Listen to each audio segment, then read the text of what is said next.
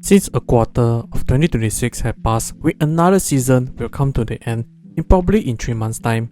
Another big question at Manchester United. The rebuild project continues, the pressure obviously keeps growing, but right now seems to be a better direction, yet the biggest decision is coming. Who should be the next manager steer the ship for 26-27 season? 3 very different names are being discussed, with the current interim manager Michael Carrick, who may enjoy a successful run with Man United, PSG Luis Enrique, who helped PSG won their desired Champions League title last season and had the French team being one of the most entertaining teams to watch. Lastly, Julian Nagelsmann, current Germany coach, have a reputation as an excellent tactician with the ability to develop young talent, nurture them into class players. But all 3 of them contain 3 different philosophies, using 3 different directions, and would yield 3 completely different futures for Manchester United. So in this video, let's break down the 3 managers' journey and their tactical principle and discuss whom to take them on the mentor. Well, in case you didn't know, what is up ladies and gentlemen, I'm Marvin, codename CM. Welcome to the Code United channel once again. If you in any shape or form stumble into this channel and somehow some way like this kind of content, do please like, share and subscribe to this channel, as each of your precious subscription will be a massive motivation for me to upload new content.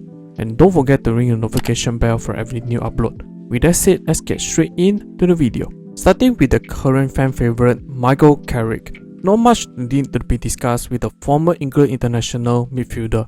He was also a former United midfielder, presented a calm present, possible coach who understands the club since he was within the club coaching staff for years. Under Carrick, who represents continuity under the most decorated manager Sir Alex, and be a United manager, he already knows the expectation, the culture and what it meant to play for Man United. And Carrick is not all talks and no substance, as he provided his capability with his time in Middlesbrough, where he has shown a preference in the structured build-up play, calm positioning football plus a strong team organisation. Thus he was named the manager of the month for his first couple months. And after the second Ruben Amorim, Carrick was appointed as an interim coach till the end of the season. However, the appointment on Carrick was about to face a huge pressure in the upcoming matches, including the heavy task to get the Champions League tournament. But in spite of that, Carrick brought Man United to an amazing run of form, winning 7 out of his 10 matches, losing only 1 of them, while including beating some of the toughest rivals like City and Arsenal back to back, and Champions League rival Aston Villa convincingly. But besides, Carrick has shown he's able to bring some of the players into their best form, as Sesko running on goal scoring forms at a point, scoring 7 goals in 8 matches, mostly from the bench. And Casemiro and Maguire turn back the clock, showcase their dominant form. And most importantly, his introduction of Manu into the starting lineup certainly maintained the midfield control. But in recent matches, Carrick United has shown drop-off level, as the tactics remain relatively the same as previous managers, thrive on counter-attacking, struggle to break down low blocks, while heavily reliant on individual brilliance. A Carrick appointment for Man United credit steadying the crumbling ship, with his composure and sensible subs yield amazing results. His possible permanent appointment remained a mixed reception, and he was obviously not yet ready to take a full control on a mega team like Man United that require on a constant high pressure situation, and furthermore appointing interim manager into the permanent one due to having a fine run of form. The script was very similar with the previous Oli tenure. Well, they ended horribly. But from the report, Man United was actually make him an option, show either Carrick can replicate the trajectory of Mikel Arteta Arsenal. Man, patient messages will need to be sent out to the fans. Next, let's talk about Luis Enrique. The Spanish coach in 2026 has contained an aura. Aura defines proven winner. He had managed some of the biggest clubs, and fortunate circumstance brought them to the highest level, with Barcelona treble in 2014 and PSG Champions League in 2025. Enrique have won major trophies. He had more than understand big clubs and demand high standards, where he was not shy away confronting big stars in the club in order to achieve cohesion impact in the club. His football is based on possession dominance, in which associated during his Barcelona days, but ever since he had made a constant involved in his tactic, especially during his Spain national team tenure and PSG tenure, where incorporate aggressive high pressing plus tactical discipline, where he transformed the recent Ballon d'Or winner Ousmane Dembele from an injury-prone flop winger into one of the best frontline presser and attacking threat in PSG. In addition, although maintaining possession-heavy style of play, he he was more than capable having his team more direct into the counter-attacking if space was given. If Luis Enrique appointed into the club, he had a lot of experience managing superstar big name given he himself was not faced butting heads with them. His famous interaction with Mbappe on tactical discussion was widely shared, show his demanding standard for his players. Following up, Luis Enrique had a clear tactical identity to a level of obsession where Enrique would spend long hours having his players execute his tactics until it was part of their routine. Next will be winning mentality. Able to have treble winning Barcelona and winning Champions League again with PSG says so much how Enrique able to have his players maintain focus until the end. But appointing him certainly bring together some concern. First will be his strong personality may clash with players. For Man United, since the retirement of Fergie, do not have the best record when it comes to manager and players clashing. Oftentimes, Man United even worse actually side to the players and fire the manager. This will happen for Enrique as his hard-nosed personality plus strong demand will rub some players the wrong way. On the other hand, having Enrique as the head coach or manager, whatever, he will demand instant authority and complete control in order to meet the winning requirement, in which something Man United managerial board need to take into account.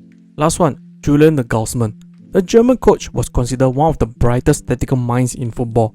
With only just 38-year-old, a relatively young age among football coaching world, Nagelsmann already have a tenure in some of the top German clubs like Hoffenheim, RB Leipzig, where he had made his name for himself, Bayern Munich and now Germany national team.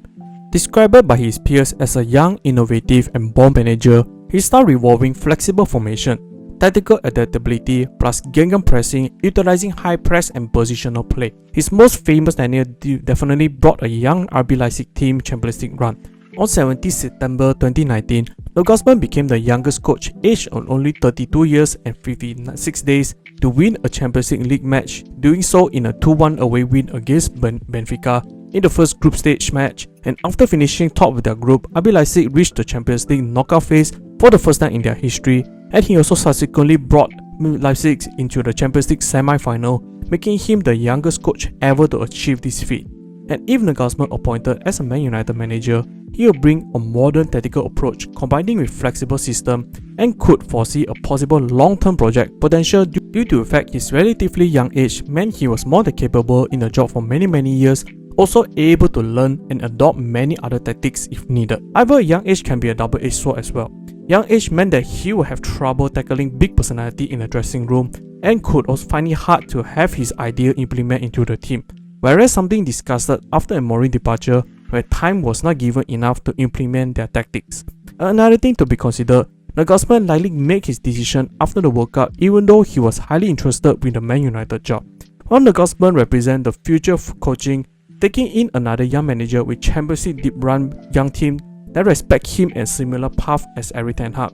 Thus, time will be the key question for his tenure. Before choosing a manager, United must answer one question. What kind of club do they want to be?